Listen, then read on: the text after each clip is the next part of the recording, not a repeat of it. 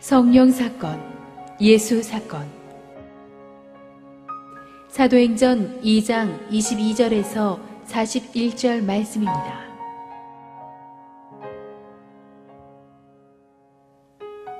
이스라엘 사람들아, 이 말을 들으라. 너희도 아는 바와 같이 하나님께서 나사렛 예수로 큰 권능과 기사와 표적을 너희 가운데서 베푸사 너희 앞에서 그를 증언하셨느니라. 그가 하나님께서 정하신 뜻과 미리 아신 대로 내준 바 되었거늘 너희가 법 없는 자들의 손을 빌려 못 박아 죽였으나 하나님께서 그를 사망의 고통에서 풀어 살리셨으니 이는 그가 사망에 매여 있을 수 없었습니다. 다윗이 그를 가리켜 이르되 내가 항상 내 앞에 계신 주를 배웠으며 나로 요동하지 않게 하기 위하여 그가 내 우편에 계시도다. 그러므로 내 마음이 기뻐하였고 내 혀도 즐거워하였으며 육체도 희망에 거하리니 이는 내 영혼을 음부에 버리지 아니하시며 주의 거룩한 자로 썩음을 당하지 않게 하실 것이미로다. 주께서 생명의 길을 내게 보이셨으니 주 앞에서 내게 기쁨이 충만하게 하시리로다 하였으므로 형제들아, 내가 조상 다윗에 대하여 담대히 말할 수 있노니 다윗이 죽어 장사되어 그 묘가 오늘까지 우리 중에 있도다. 그는 선지자라.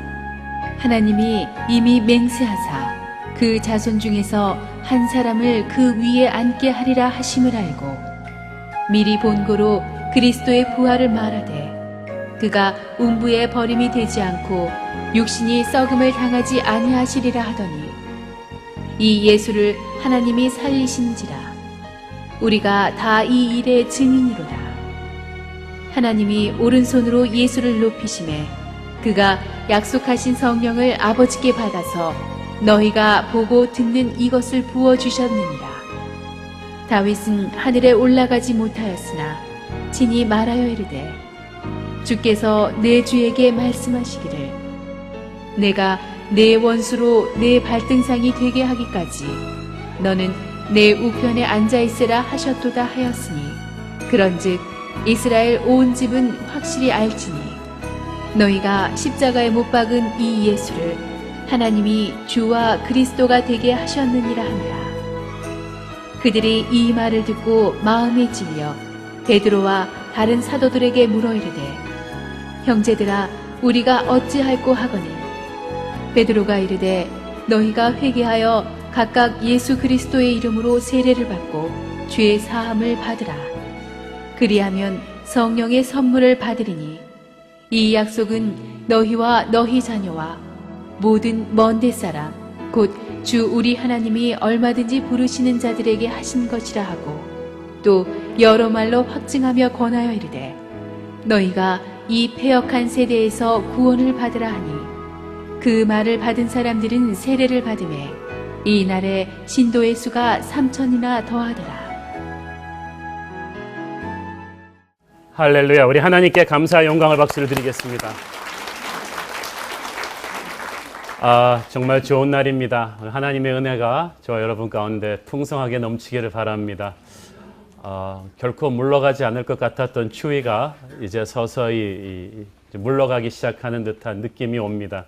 여러분의 인생에도 새 봄이 오기를 축원합니다. 부활의 아침이 오기를 바랍니다. 새로운 시작이 인생의 터닝 포인트가 새롭게 전개되기를 바랍니다. 어저께까지는 먹구름이 끼었으나 이제는 찬란한 햇살이 내려주며 전에는 사람이 없었으나 이제는 사람이 여러분에게로 모이고 전에는 불안했으나 앞으로는 확신이 생기는 그런 소망의 아침이 오늘 저와 여러분 가운데 열리기를 바랍니다. 오순절 마가의 다락방에서 기도하던 이 120 성도들에게 성령님께서 불처럼 바람처럼 임하셨습니다. 이 불같은 성령을 받고 각자 외국어로 하나님의 큰 일을 말하기 시작한 이 사람들을 보고 예루살렘 전역에서 사람들이 놀라가지고 달려왔습니다. 그들의 상당수는 로마 제국 전체에서 모여든 디아스포라 유대인들이었죠. 충격에 빠진 그들 앞에 베드로는 일어서서 설교하기 시작했습니다. 이때 설교하던 베드로는 옛날에 주님을 3번 부인하고 도망갔던 그 비겁한 베드로가 아니었습니다. 머리끝부터 발끝까지 성령으로 충만한 하나님의 사람 베드로로 바뀌어져 있었습니다. 베드로에 일어나서 설교하기 시작했을 때 그의 설교의 첫 번째 포인트는 이 사건은 우연히 일어난 사건이 아니고, 이 성령 사건이 우연히 일어난 사건이 아니고 오래전 선지자 요엘의 입을 통해서 예언되었던 하나님이 준비하신 사건이었다는 것입니다. 말세에 내가 내 영을 너희에게 부어줄 텐데 그때 너희의 자녀들은 예언할 것이며 청년들은 환상을 보고 아비들은 꿈을 꿀 것이라는 그 기적 같은 요엘의 예언이 오늘 성령 강림 사건과 함께 너희에게 일어난 것이다 라고 베드로는 선포했습니다. 그 담대함과 그 파워를 사람들은 충격을 받았습니다. 베드로의 메시지가 그렇게 강렬했죠. 오늘의 본문은 베드로의 설교의 두 번째 포인트에서부터 시작됩니다. 22절 함께 읽겠습니다. 시작. 이스라엘 사람들아 이 말을 들으라. 너희도 아는 바와 같이 하나님께서 나사렛 예수로 큰 권능과 기사와 표적을 너희 가운데서 베푸사 너희 앞에서 그를 증언하셨느니라. 베드로는 이제 성령 얘기에서 갑자기 주제를 포커스를 확 틀어서 나사렛 예수의 이야기로 초점을 맞추고 있습니다. 성령 사건은 곧 예수 사건입니다. 이것이 베드로 설교의 두 번째 핵심 포인트입니다. 성령 사건과 예수님 사건은 별개의 사건이 아니고 하나의 사건이요 연속된 사건이라는 뜻입니다. 오순절 성령 강림 사건의 뿌리에는 예수님이 계셨습니다. 예수님을 이해하지 않고는 오순절 성령 강림을 이해할 수가 없다는 것입니다. 베드로는 바로 성령 사건의 근원인 예수님 이야기를 맞추고 있습니다. 우리 성령운동을 일으키고 있는 많은 분들의 공통적인 실수 중에 하나는 예수님을 너무 이야기하지 않았다는 것입니다. 예수님을 높이지 않았다는 것입니다. 성령의 은사, 즉 방언이나 예언이나 신유의 은사는 굉장히 많이 강조하면서 이 성령운동 하시는 분들이 예수님 이야기는 많이 하지 않았어요. 예수님의 탄생, 예수님의 십자가의 의미, 예수님의 부활, 예수님의 설교에 대해서 깊이 이해하지 않고는 성령 사건은 하나의 트렌드에 불과한 것입니다. 예수님을 빼놓고 눈에 보이는 성령의 현상만을 이야기할 때 그것은 잘못된 성령 운동으로 흐르고 마는 것입니다. 그래서 예수 사건을 이해해야 성령 사건이 있는 것입니다. 성령의 기름 부으심은 분명한 예수님의 복음에 기초한 것입니다. 베드로가 그 얘기하고 있습니다. 베드로는 그래서 이 본문에서 성령 사건의 뿌리인 예수 사건을 이야기하는데 이 예수 사건에는 세 가지 핵심 포인트가 있습니다. 첫째는 예수님의 삶이요, 둘째는 예수님의 십자가 죽음이며 셋째는 예수님의 부활입니다. 예수님의 삶, 예수님의 죽음, 십자가, 그리고 예수님의 부활. 이 세 가지가 복음의 에센스인데 베드로는 그것을 다시 한번 복습하고 있는 것입니다. 첫째는 예수님의 삶과 사역입니다. 우리가 방금 읽은 22절을 보면은 예수님의 삶에 대해서 베드로가 압축해서 말합니다. 나사렛 예수께서 큰 권능과 기사와 표적을 너희 가운데서 베풀어 주었다는 것입니다. 너희가 전해드린 것이 아니고 너의 눈으로 보게 예수님이 보여주었다는 것입니다. 예수님께서 기적들을 저 사막에서 행하지 않았습니다. 가장 사람들이 많이 끓는 예루살렘, 또 베데스다, 가버나움, 사람들의 그 다운타운 한복판에서 일을 행하셨습니다. 귀머거리에 귀가 열리고 장님의 눈이 뜨이게 하고 안진뱅이가 일어나는 이 모든 사건들을 사람들이 구름대처럼 모이는 가운데서 보여주셨고 무리로 걸어오셨고 5천 명이 넘는 사람들이 배불리 먹었기 때문에 예수님의 기적을 눈으로 보지 않은 사람은 아무도 없습니다. 그런데 하나님께서는 이 모든 기적들을 너희 가운데서 베푸사 너희 앞에서 그를 증언하셨다고 되어 있죠. 그 말은 무슨 말입니까? 예수님이 보여준 기적은 너희의 눈을 즐겁게 하기 위한 매직 쇼가 아니라는 겁니다. 거기에 메시지가 있다는 거야. 예수님의 기적을 보면서 너희는 하나님을 봤어야 했다. 하나님의 영광, 그분의 사랑, 그분의 권능, 그분의 아름다움을 예수님의 기적을 통해서 너희들은 봤어야 했다는 것입니다. 저는 여러분의 삶에서 행하시는 예수님의 기적을 통해 하나님의 실체를 볼 수 있게 되기를 바랍니다. 두 번째는 예수님의 십자가입니다. 23절에서 베드로는 예수님의 십자가에 대해서 특별히 두 가지를 강조하는데 우리 23절 한번 함께 읽겠습니다. 시작. 그가 하나님께서 정하신 뜻과 미리 아신 대로 내준 바 되었거늘 너희가 법 없는 자들의 손을 빌려 못 박아 죽였으나 첫째 십자가는 우리를 구원하고자 하시는 하나님의 뜻이었다. 하나님의 오래전부터 준비된 계획이었다는 것입니다. It was God's pre-planned master plan. 치밀하게 준비된 계획입니다. 하나님의 정하신 뜻이었습니다. 미리 아신 것이었습니다. 예수님은 무기력하게 깜짝 놀라서 십자가 사건을 당하신 게 아닙니다. 미리 알고 준비하고 담담하게 받으신 것입니다. 그러므로 예수님은 십자가 사건의 피해자가 아니라 주체이신 것입니다. Jesus is not the victim of the cross. He is the victor of the cross. 승리자이십니다. 두 번째로 바로 우리가 주님을 십자가에 못 박아 돌아가시게 한 장본인입니다. 다른 사람이 아닌 바로 우리의 죄 때문이다. 23절에 너희가 법 없는 자들의 손을 빌려 못 박아 죽였으니, 예수님을 십자가에 못 박아 죽인 것은 빌라도도 아닙니다. 로마 병정도 아닙니다. 대제사장도 아닙니다. 바로 저와 여러분의 죄가 예수님을 십자가에 못 박아 죽였습니다. 예수님을 딴 사람이 못 박아 죽였다고 할 때는 아주 쿨하게 제3자로서 방관할 수가 있습니다. 샤르메뇽이라는 유명한 유럽의 한 군주는 목사님이 처음 이 십자가 사건을 얘기해 주니까 이를 갈면서 칼을 확 뽑아들더니 내가 만약 그때 살았더라면 이 칼로 빌라도를 쳐 죽이고 주님을 구했을 텐데. 그런데 그 목사님이 말했습니다. 샤르메뇽 대제여, 바로 당신이 십자가에 예수님을 못 박았습니다. 바로 나와 당신의 죄가 예수님의 십자가의 무게였던 것입니다. 여러분, 그 사실을 인식해 본 적 있으십니까? 그 십자가가 내 죄 때문이었다는 걸 인식하게 되면 십자가를 보는 눈이 확 달라지죠. 타임머신을 팽팽 돌려서 2000년 전에 바로 그 자리에 우리가 서 있습니다. 이번에 우리가 성지순례를 갔을 때 예수님이 십자가에 못 박일 때 올라가신 비아 돌로로사 슬픔의 길을 올라갔는데 가이드분의 안내로 올라갔는데 얼마나 눈물이 나는지 모릅니다. 그게 그냥 거룩한 아름다워 보이는 길이 아니라요, 그냥 동대문 시장같이 시끄러운 장터의 좁은 골목길을 가파르게 올라갑니다. 그냥 걸어 올라가도 숨이 차기 힘든 길입니다. 그것을 하루 저녁 반나절 이상을 아무것도 못 드시고 지하 감옥에 갇혀 계시면서 신문당하시고 채찍 맞으신 주님께서 탈진한 상태로 무게 70kg이 되는 십자가를 끌고 올라가는 그 모습에서 우리는 무엇을 보았습니까? 저는 저의 죄값을 보았습니다. 여러분과 제 안에 있는 이 교만이, 이 미움이, 이 셀피시한 이 이기주의가, 이 음란과 이 폭력과 욕심이 모이고 모여서 태산 같은 죄의 무게가 되어서 주님의 십자가가 되었던 것입니다. 이 나의 죄가 주님의 십자가를 만들었다는 그 십자가의 의미를 제대로 이해할 때 우리는 비로소 오순절 성령 강림 사건의 은혜를 체험할 수가 있게 되는 것입니다. 오늘 저와 여러분이 영적인 눈을 들어 예수님의 십자가에 얹어진 우리 자신의 죄의 무게를 볼 수 있게 되기를 바랍니다. 베드로는 세 번째로 예수님의 부활에 대해서 이야기합니다. 24절 함께 읽겠습니다. 시작. 하나님께서 그를 사망의 고통에서 풀어 살리셨으니 이는 그가 사망에 매어 있을 수 없었습니다. 그는 죽음보다 더 크신 분이기 때문에 사망이 그를 오래 잡아줄 수가 없었고 하나님께서 그를 부활시키셨다는 것입니다.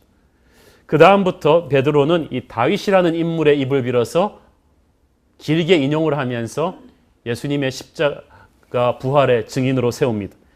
25절부터 31절까지 그리고 33절부터 36절까지는 시편 16편에 나오는 다윗의 예언을 인용한 것입니다. 저는 베드로가 하고 많은 인물 중에서 하필이면 다윗을 이 시점에 인용했다는 것이 얼마나 엄청난 선택인가. 왜냐하면 이스라엘 사람들에게 있어서 다윗은요, 우리에게 있어서 세종대왕과 이순신 장군을 합쳐놓은 데다가 거기다 한 10배는 더 훌륭한 인물이에요. 그 사람들한테는. 지금도 그 사람들은 그래서 메시아가 온다고 할 때는 다윗 같은 인물이 온다고 생각했어요. 다윗의 시대가 가장 이스라엘이 흥왕했던 때고 가장 영광스러웠던 때였으며 메시아가 온다는 것은 다윗 같은 인물이 다시 온다고 생각했어요. 지금도 이스라엘 국기에 그려져 있는 별은 다윗의 별입니다.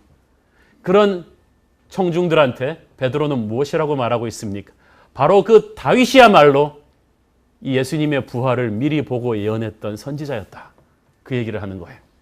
다윗이 메시아가 아니고 다윗은 메시아를 바라본 사람이다. 다윗은 자기 앞에 계신 주를 항상 바라본 사람이며 주의 거룩한 자로 썩힘을 당하지 않게 하시는 그 부활을 미리 본 사람이다. 31절에 보니까 그가 미리 본고로 그리스도의 부활을 말했다고 했죠. 1000년 전에 살았던 다윗이 이미 영적인 눈을 들어서 자신의 씨에서 태어날 메시아를 바라본 것입니다. 그리고 32절에서 베드로는 그 다윗을 자기와 연결시킵니다. 이 예수를 하나님이 살리신지라 우리가 다 이 일의 증인이로다. 다윗이 그 오랜 세월 전에 미리 보았던 예수의 부활을 베드로와 제자들은 자신들이 직접 목격했다고 말하는 거예요. 다윗과 베드로가 지금 만나고 있는 거예요. 자, 여러분, 이 절묘한 연결이죠. 이것이 믿음의 세계의 신비로움입니다.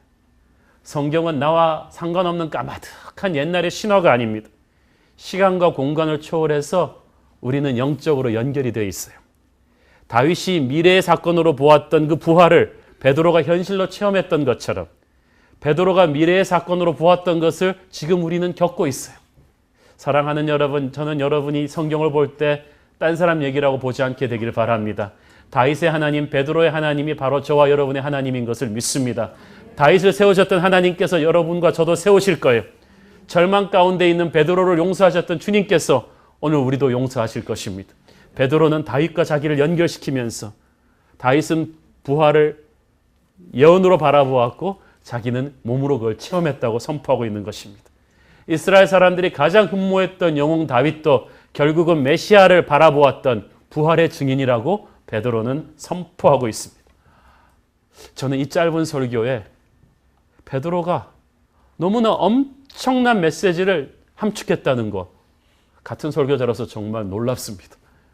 예수님의 삶과 십자가와 부활을 얘기하면서 거기에 꼭 맞는 다윗의 시편까지도 딱 들이맞춰서 같은 설교자로서 이건 굉장히 약오르는 일이 아닐 수가 없습니다.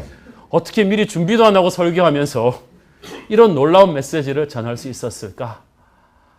베드로 머리로는 불가능한 일이라고 생각되지만 가만 보니까 하나님의 감동으로 부어주신 메시지예요. 우리가 뭐 다 성령의 감동으로 설교하지만 때로는요 성령께서 그냥 통째로 부어주시는 메시지가 있어요. 저도 가끔가다 그런 때가 있습니다. 오늘 나 정말 난해한 본문인데 주석이 아무 말도 하지 않았기 때문에 고민하고 있는데 그날 밤새워 기도하는데 하나님께서 메시지를 쏟아부어 주시는데 앉아서 키보드를 두드리는데 앉아서 3-4페이지가 쭉 나오는 거예요. 너무나 감동적인 메시지를 지금도 뭐 리더십 강의로 많이 돌아다니고 있는 메시지가 그때 나왔어요. 그 일이 날이면 날마다 되풀이되면 얼마나 좋겠습니까마는 제가 교만할까 봐 가끔 가다가 주님께서 한번 쏟아부어 주시는 성령의 메시지가 있어요. 처음부터 끝까지 완전히 성령의 언어예요. 한홍은 아무것도 없고 성령의 언어. 베드로한테도 지금 그렇게 왔어요. 그 메시지가 폭발한 거예요. 이 베드로 설교의 핵심은 성령 사건, 예수 사건. 예수님의 삶과 예수님의 십자가와 예수님의 부활이 없는 성령 사건이 없다는 것입니다. 그러므로 여러분 성령 충만하다는 건 무슨 말이겠어요? 예수 충만하다는 거예요. 성령 충만한 사람은요 항상 예수님 얘기를 해요. 성령 충만한 사람은 항상 예수님을 높여요. 성령 충만하게 되면요 예수의 십자가를 사랑하게 됩니다. 십자가 찬양만 들어도 눈에서 눈물이 쫙 나요. 성령 충만하면요 부활의 능력을 체험하게 됩니다. 오순절 성령 강림 사건은요 예수 사건의 완성이에요. 제자들은 부활하신 주님을 보았지만 그 능력을 자신들이 체험한 건 아니에요. 오순절 성령께서 임하시고 나서야 비로소 그들이 부활의 능력을 체험하기 시작한 거예요. Only after the Pentecostal Holy Spirit did they begin to feel the power of the Holy Spirit. 여러분 성령의 능력을 아는 거랑 체험하는 건 다르거든요. 십자가를 아는 거하고 십자가의 능력을 체험하는 건 달라요. 그런데 성령이 오시고 나니까 제자들은 십자가를 아는 사람에서 십자가의 능력을 체험하는 사람으로 바뀌었습니다. 저는 여러분이 십자가를 아는 사람에서 십자가의 능력을 체험하는 사람으로 바뀌기를 축원합니다. 부활을 아는 사람에서 부활의 능력을 체험하는 거예요. 성령에 대해서 스펙테이터였다가 청중이었다가 이제는 내가 주체가 된 거예요. 아, 그 말 사실이야. 저는 사복음서 하나도 빠짐없이 사실이라고 믿어요. 왜냐하면 주님이 내 안에, 그 주님이 내 안에도 살아계시니까. 저는 진짜 죽은 사람 일어나는 것도 봤어요. 제가 굉장히 이성적인 사람인데 워낙 제가 뺀질하게 예수님을 믿고 전하니까 주님께서 직접 보여줬어요. 11년 전에 한국에 처음 왔을 때 이미 임종 준비 다 끝내고 무의식 상태로, 코마 상태로 들어간 분을 이제 장례 예배하러 갔는데 마지막 소원이 있다면 가족 소원, 이 사람이 깨어나서 예수님 믿고 돌아가시는 거라는데 코마 상태에 빠진 분을 제가 어떻게 해요? 그런데 제가 진짜 기도해 봤어요. 주님, 부활이요 생명이신 주님께서 주님의 뜻이라면 이분을 일어나게 하셔서 예수님 믿고 돌아가시게 해달라고. 벌떡 일어난 거 있죠. 그래고 예수님 믿으셨어요. 그 다음에 내가 실수로 일어났나 싶어서 좀 기다렸더니 며칠 있다가 세례를 받으시겠다는 거예요. 그리고 5년을 더 사셨어요. 그때부터 제가 막 영험이 있다는 소문이 확 퍼져가지고 그런데 제가 그분 일어난 걸 보고 집에 와서 부들부들 떠는 거예요. 야, 복음서가 사실이구나. 진짜 일어나는구나. 그때 어떻게 됐겠어요? 예수의 능력이 스토리에서 내 테스티모니로 온 거죠. 내 삶으로 온 것입니다. 오늘 십자가의 능력이 스토리에서 여러분의 간증으로 오기를 바랍니다. 성령이 임하면 예수의 십자가가 이해가 돼요. 예수님의 삶에서 일어난 모든 기적들이 거짓말이 아니라는 걸 이해할 수가 있게 돼요. 예수님이 눈먼 사람도 뜨게 하고 앉은 매기도 일어나게 하며 귀신이 쫓겨나가 하며 절망 같은 사람에게 기적을 주는 분이라는 것을 여러분의 간증으로 체험하게 될 것입니다. 성령을 통해서 여러분은 예수님을 성육신하게 돼요. 성령을 통해서 부활의 능력이 지식에서 삶으로 여러분 안으로 쑥 들어오게 되는 것입니다. 오늘 십자가의 능력과 부활의 능력이 성령을 통해서 여러분에게 임하기를 바랍니다. 신화가 아니에요. 스토리가 아니에요. 여러분 삶에서 재현될 하나님의 능력입니다. 베드로는 지금 그 얘기를 하는 것입니다. 33절 굉장히 중요한 말씀입니다. 함께 읽겠습니다. 시작. 하나님이 오른손으로 예수를 높이시매 그가 약속하신 성령을 아버지께 받아서 너희가 보고 듣는 이것을 부어주셨느니라. 할렐루야. 성령 사건은 예수님 사건. 예수님이 부어주셨는데 그 예수님이 부어주실 때 그 예수를 누가 높이셨어요? 하나님 아버지가 높이셨어요. 그러므로 성령이 내게 임할 때 누가 오시는 거예요? 하나님이 오시는 거예요. 예수님이 오시는 거예요. 성부, 성자, 성령이 동시에 내게 임하시는 것입니다. 성령은 하나님의 영이에요. 하나님의 영으로 경배드리리. 오늘 여러분에게 성령이 충만하게 임할 때 아버지의 영이 여러분 안에 가득한 것입니다. 아버지의 능력이 여러분 안에 가득한 것이고 예수의 영이 내게 가득한 것입니다. 이 성부, 성자, 성령의 이 시너지가 바로 성령 사건이에요. 이 복음을 베드로가 팍 던졌더니 어떻게 됐어요? 사람들이 반응합니다. 37절 함께 읽겠습니다. 시작. 그들이 이 말을 듣고 마음에 찔려 베드로와 다른 사도들에게 물어 이르되 형제들아 우리가 어찌할꼬 하거늘. 첫째, 마음에 찔렸다. 마음에 찔렸다는 것은 영혼이 칼로 벤 것 같이 전곡을 찔렸다는 뜻입니다. 성령의 메시지는 사람의 마음을 찔러요. 말씀의 검은 성령의 검이거든요. 히브리서 4장 12절 13절 시작. 하나님의 말씀은 살았고 운동이 있어 좌우의 날선 어떤 검보다도 예리하여 혼과 영과 및 관절과 골수를 찔러 쪼개기까지 하며 또 마음의 생각과 뜻을 판단하나니 지으신 것이 하나도 그 앞에 나타나지 않음이 없고 우리의 결실을 받으시리의 눈앞에 만물이 벌거벗은 것 같이 드러나느니라. 아멘. 사람은요 카멜레온 본성이 있습니다. 본능적으로 자기를 위장하고 숨기려고 합니다. 자기 안에 있는 온갖 더럽고 악한 것들을 교양과 매너와 웃음으로 절묘하게 위장하면서 살아가는 것이 인간입니다. 그런데 하나님의 예리한 성령의 검, 말씀의 검이 뚫고 들어오면요 통하지가 않아요. 짐을 아무리 겹겹이 싸도요 그 공항의 첨단 엑스레이 검색대 앞에서는 벌거벗은 것 같이 다 드러나는 일. 이스라엘 가보니까 완전히 세 군데 면에서 쏘는 검색기가 있더라고요. 완전히 다 보여요. 살아 역사하는 하나님의 말씀이 그런 것입니다. 다 드러나게 됩니다. 내 영혼의 실체가 확 드러나게 돼요. 옷만 안 입어도 누가 오면 부끄러운데 내 영혼의 실체가 확 드러날 때 얼마나 부끄럽겠어요. 가끔씩 그런 얘기 듣습니다. 목사님이 우리 집에 도청장치를 해놓으셨는가? 아니면 우리 집 사람이 다 갖다 일러 바쳤는가? 그렇지 않고 어떻게 쪽집게처럼 내 상황과 고민을 그렇게 정확하게 찝을 수가 있는가? 제가 찝은 게 아니라 성령께서 찌르신 거야. 하나님의 성령의 검은, 말씀의 검은 그 순간에 우리에게 가장 필요한 영혼의 정곡을 찌릅니다. 오늘 하나님의 말씀이 여러분의 영혼의 어떤 면을 찌르고 있어요. 어떤 사람한테는 그 사람의 사업관을 찌릅니다. 어떤 분한테는 그분의 가정생활을 찌릅니다. 어떤 분한테는 그분의 지갑을 찌릅니다. 어떤 분한테는 그분의 분노를 찌릅니다. 어떤 분한테는 그분 안에 있는 음란을 찌릅니다. 어떤 분한테는 그분 안에 있는 어떤 악한 계획을 찔러버립니다. 질투심을 찌릅니다.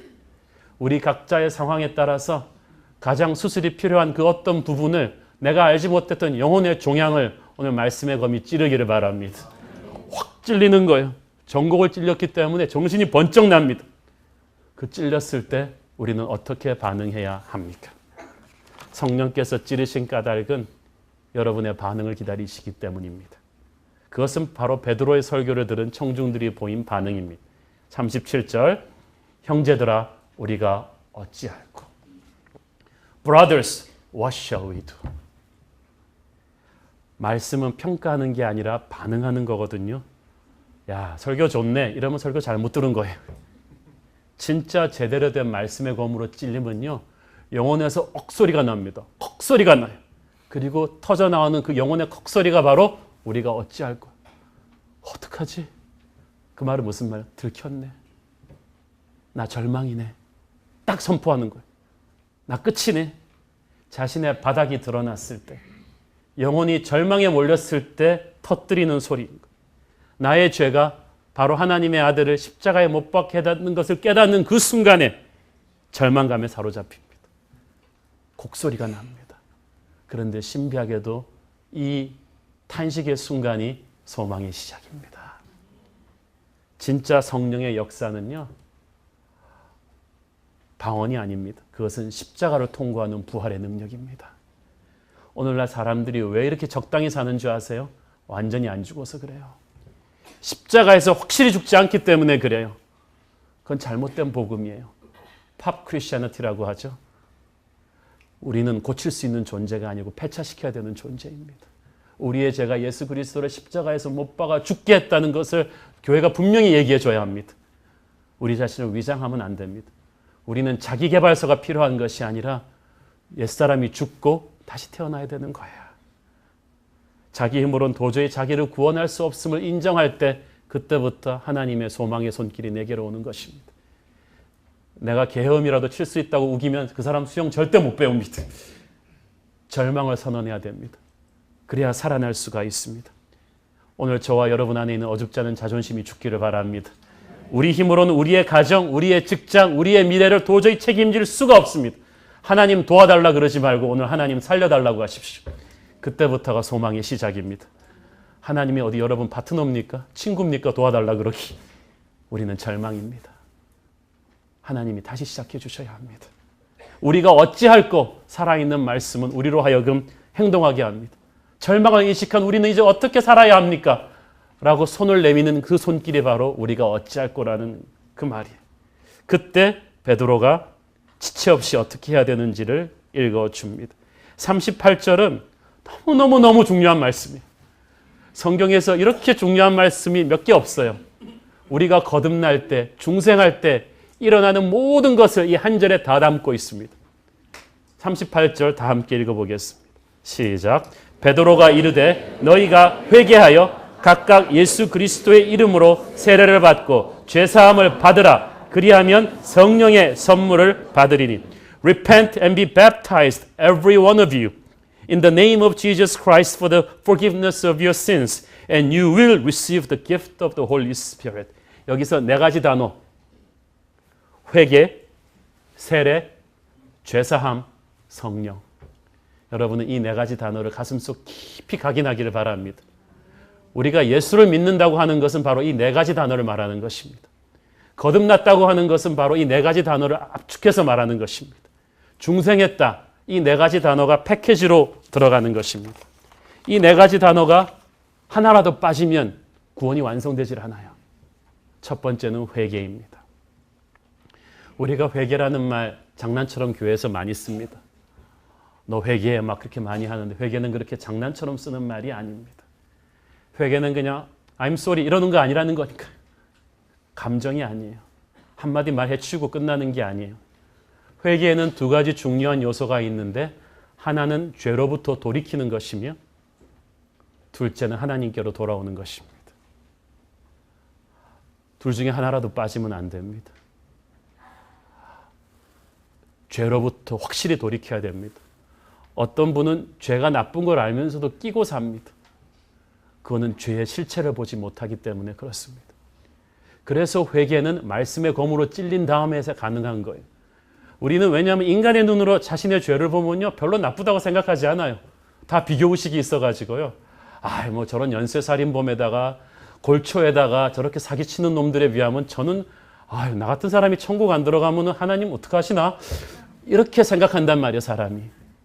사실 여러분 상당히 자기가 괜찮은 사람이라는 생각하지 않으십니까? 자기의 눈으로 죄를 보면 절대 회개 못합니다. 하나님의 눈으로 죄를 보게 해주는 것이 바로 말씀입니다. 말씀의 검이 팍 찔릴 때 하나님의 눈으로 자기를 보게 해줍니다. 손바닥 깨끗해 보이죠? 현미경으로 들이대면요 균이 득식을 할 거예요. 인간의 눈으로 어떻게 인간의 죄를 알 수가 있습니까? 회개란 말씀의 시퍼런 검으로 나를 찔러서 내 안에 있는 죄의 실체를 그대로 보는 것입니다. 내 안에 있는 그 독함과 그 미움과 그 더러움이 얼마나 큰지를 보는 그 순간에 우리는 어찌할 바를 모르고 부들부들 떨게 되는 것입니다. 그때부터 더러운 오물을 버리듯이 우리는 죄를 버리는 것입니다. 저는 오늘 여러분에게 확실한 회개가 있게 되기를 바랍니다. 구원은 회개에서부터 시작합니다. 회개 없는 구원은 없습니다. 회개 없는 성령의 임재 없습니다.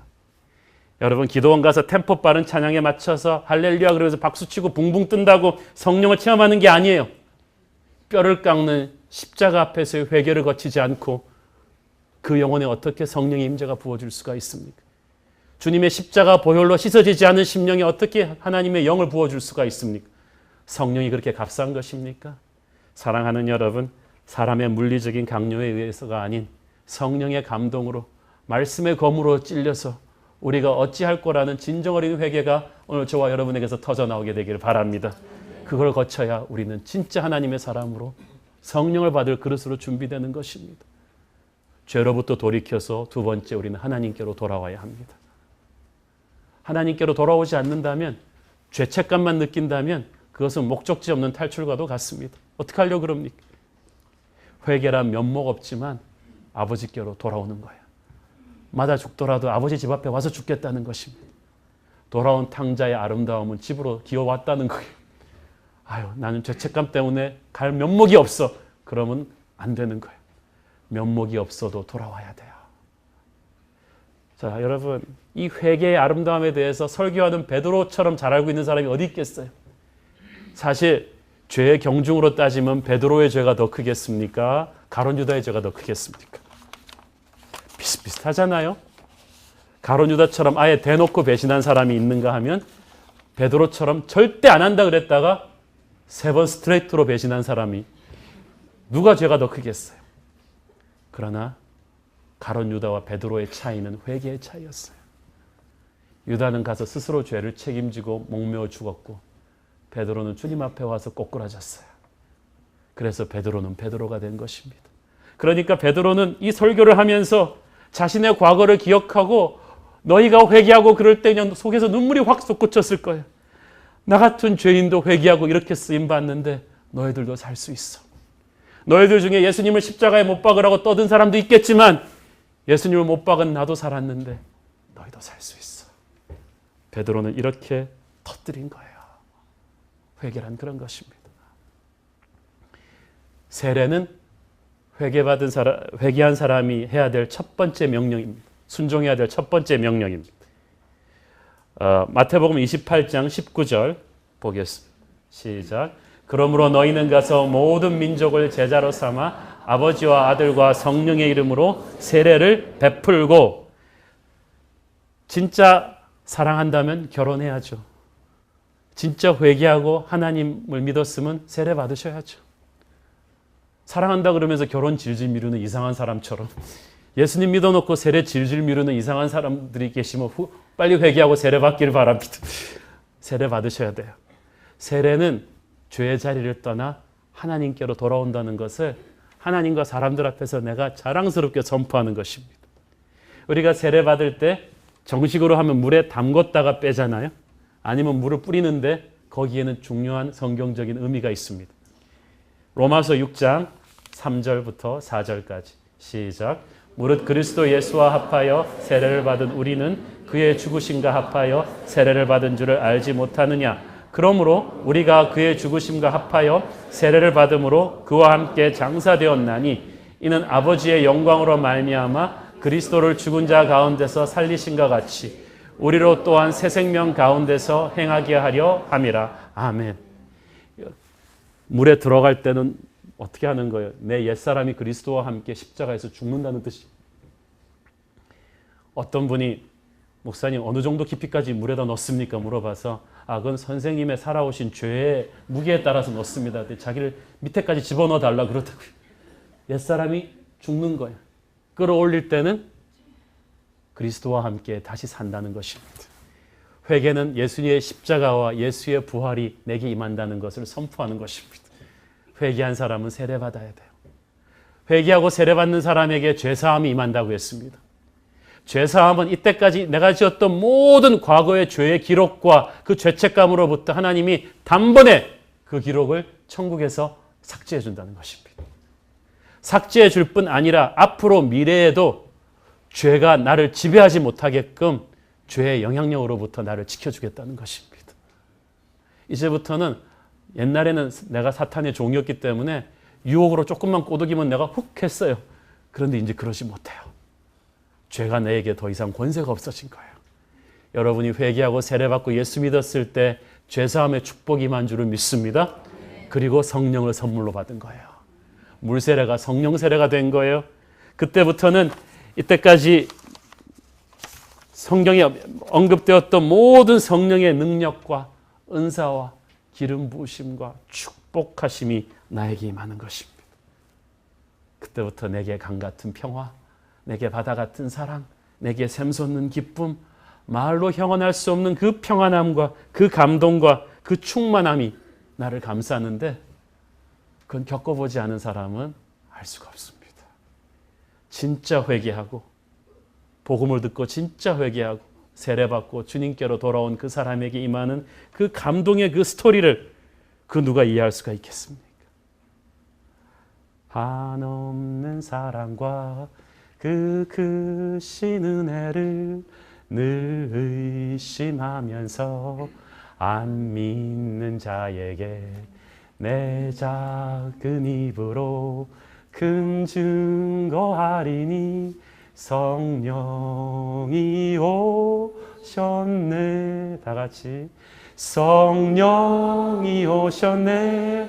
성령이 오셨네. 내 주에 보내신 성령이 오셨네. 이 기쁜 소식을 온 세상 전하세. 성령이 오셨네. 할렐루야.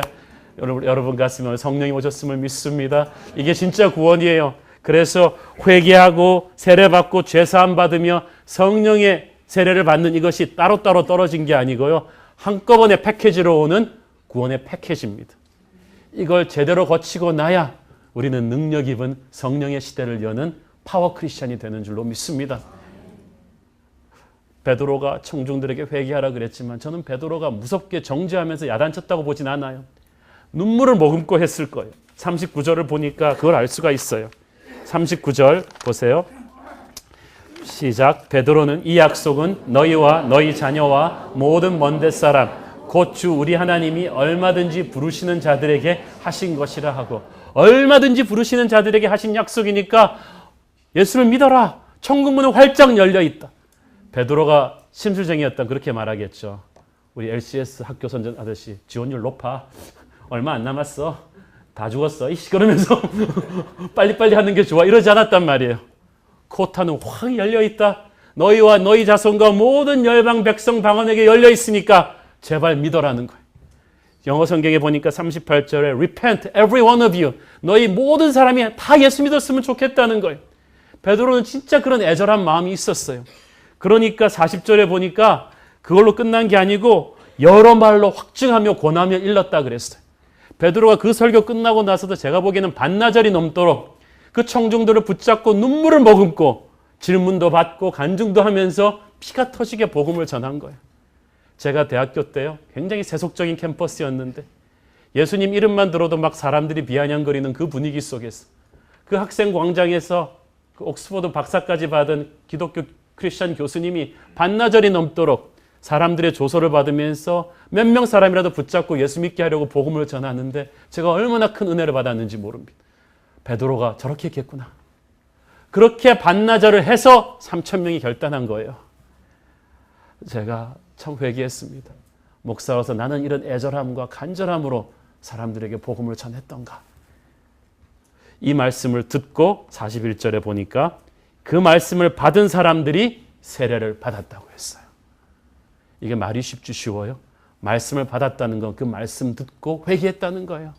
깨졌다는 거예요. 무릎 꿇었다는 거예요. 제대로 복음을 듣고 십자가에서 자기의 죄를 회개하고 죄사함을 받고 성령을 받은 사람들이 세례를 받았다는 것입니다. 저는 이것을 보면서 3,000명 그 숫자가 중요한 게 아니라 이게 진짜 백이 3,000명이 태어났구나. 사랑하는 여러분, 한국 교회의 위기가 저는 여기에 있다고 봅니다. 눈에 드러난 몇몇 교회들의 그런 문제가 아니고요. 우리가 한국 교회 전체가 너무 설탕에 탄 복음을 전한 거예요. 마치 자기 개발서 같은 기독교 책들을 만들어내고 예배에서 진짜 복음을 전하지 않고 진짜 십자가의 복음을 피눈물 나는 예수의 마음으로 전하지 않고 우리는 쇼맨십 같은 기독교를 만들어버렸어요. 회개 없는 능력을 우리는 주겠다고 했고 십자가 없는 부활을 약속했으며 예수 앞에 깨어짐이 없는 성공을 우리는 설교했었습니다. 그러나 사도행전 교회는 그렇지 않았습니다. 사랑하는 여러분, 오늘 이 본문을 붙잡고 우리는 무엇을 깨달아야 합니까? 주님, 우리 새로운 교회 예배가 매일매일 베드로의 설교처럼 되게 하여 주시옵소서. 진짜 그리스도의 복음이 선포되게 하시고 그 복음을 듣고 마음에 찔려 하나님의 은혜 앞으로 달려오는 결단이 있게 하여 주시옵소서. 우리는 부흥할 것입니다. 그러나 반드시 십자가를 통한 부흥으로 나가기를 축원합니다. 십자가와 부활을 거쳐서 성령의 불이 불처럼 바람처럼 저와 여러분에게 임하기를 축원합니다. 기도하겠습니다. 사랑하는 아버지, 은혜를 감사합니다. 하나님 앞에 무릎 꿇고 회개하건대 말씀을 전하는 자로서 하나님 베드로의 그 성령 충만한 설교 앞에서 다시 한번 우리의 메시지를 돌아보게 됩니다. 하나님의 복음에 너무나 많이 물을 타버린 우리를 용서하여 주시옵소서. 예수님의 그 십자가를 있는 그대로 전하게 하여 주시고 그 십자가 앞에서 자신의 죄를 반사해보고 무릎 꿇고 회개하는 역사가 우리에게 있게 하여 주시고 부활의 능력이 우리 안에 성육신 되게 하여 주시고 성령의 임재가 회개하고 죄사함 받은 우리에게 임하게 하여 주시옵소서. 예수님의 이름으로 기도합니다. 아멘.